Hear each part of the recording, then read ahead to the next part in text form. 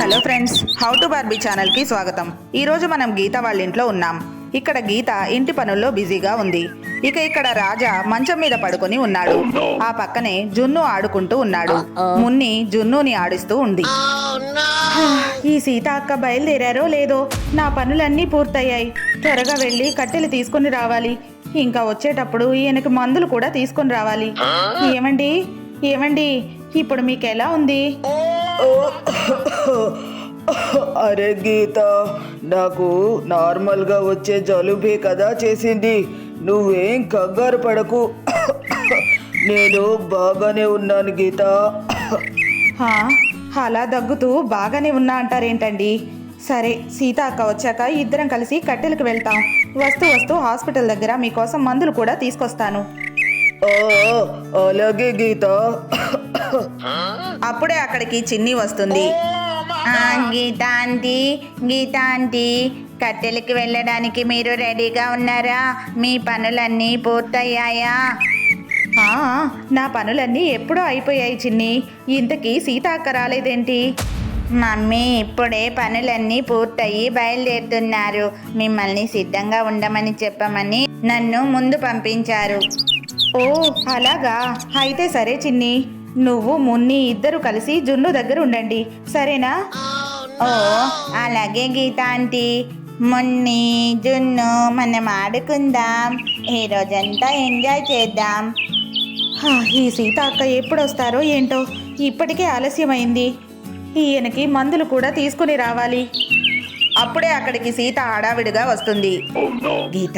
గీత ఎక్కడున్నావు? ఓ ఇక్కడే ఉన్నావా? నీ పనులన్నీ అయిపోయినట్టేనా? ఇక కట్టెలు తేవడానికి వెళ్దామా? ఇప్పటికే చాలా పొద్దుపోయింది. సీత అక్క, నా పనులన్నీ ఎప్పుడో పూర్తయిపోయాయి. నేను మీకోసమే ఎదురు చూస్తున్నాను. ఎందుకింత ఆలస్యం చేశారు సీత అక్క?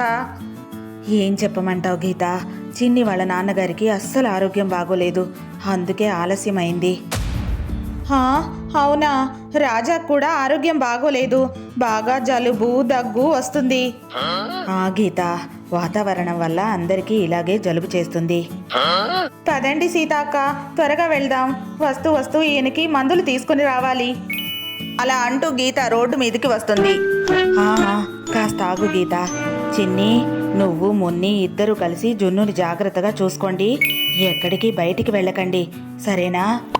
ఇంకా ఎంతసేపు సీతాక్క, త్వరగా రండి. అలా గీత రోడ్డు మీద నుంచే సీతను పిలుస్తూ ఉంటుంది.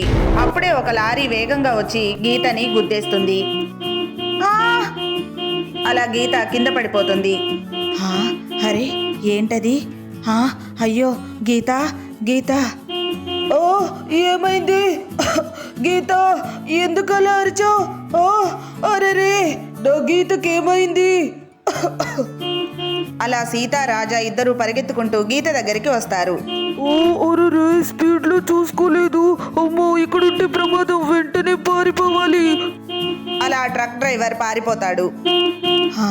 అయ్యో గీత, అరెరే రక్తం, గీత తలకి దెబ్బ తగిలింది. అయ్యయ్యో గీత, కళ్ళు తెరువు గీత.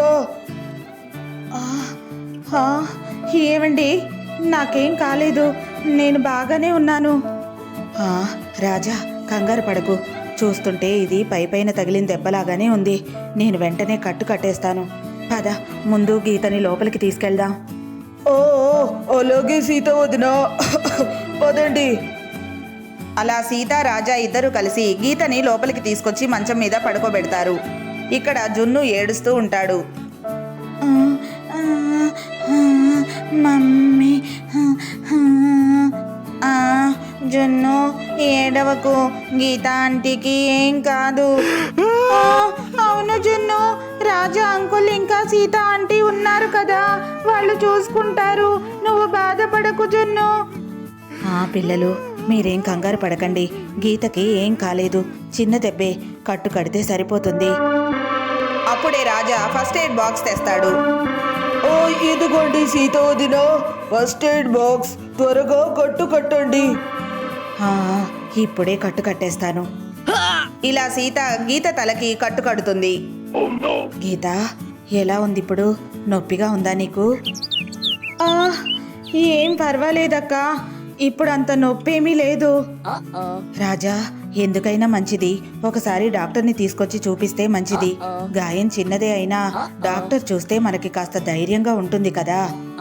ఓ ఓ అవును వదినా, నేను ఇప్పుడే వెళ్ళి డాక్టర్ని తీసుకొస్తాను. ఆ, ఏమండి, మీకు అసలే ఆరోగ్యం బాగోలేదు. ఏం పర్వాలేదు, నేను బాగానే ఉన్నానండి. మీరెక్కడికి వెళ్ళకండి. ఓ అరే, ఏం మాట్లాడుతున్నావు గీత? నీకింత ప్రమాదం జరిగింది, నేను చేతులు ముడుచుకొని ఎలా కూర్చుంటాను చెప్పు? నాకు బాగానే ఉంది, నువ్వు ముందు రెస్ట్ తీసుకో, నేను ఇప్పుడే వస్తాను. అలా రాజా డాక్టర్ని తీసుకురావడం కోసం వెళ్తాడు. నువ్వేం టెన్షన్ పడకు గీత. డాక్టర్ వచ్చారంటే నిన్ను చూసి అలాగే రాజాకి కూడా జలుబుకి మందులిస్తారు. నువ్వేం ఆలోచించకు, రెస్ట్ తీసుకో. నువ్వు కోలుకునేదాకా ఇంటి పని నేను చూసుకుంటాను. జున్నుని కూడా నేనే చూసుకుంటాను. నువ్వేం ఆలోచించకుండా కాస్త పడుకో. మీకు చాలా ధన్యవాదాలు సీత అక్క. నా వల్ల మీకు ఇంత ఇబ్బంది కలుగుతుంది. అరే, అవేం మాటలు గీత. అప్పుడే రాజా డాక్టర్ని తీసుకుని వస్తాడు. ఓ రండి రండి డాక్టర్, త్వరగా గీతను చూడండి. ఆ అలాగే రాజా, ఇప్పుడే చూస్తాను, నువ్వేం కంగారు పడకు. అలా డాక్టర్ గీతని చెక్ చేస్తారు. కంగారు పడాల్సిందేం లేదు, ఇది చిన్న దెబ్బే. అదృష్టం బాగుండి గీతకేం కాలేదు. కానీ ఇలా రోడ్డుపై నిర్లక్ష్యంగా వాహనాలు నడిపే వాళ్ళని మాత్రం వదలకూడదు. ప్రాణాలతోనే చెలగాటమాడే వాళ్ళని చట్టపరంగా శిక్షించాలి.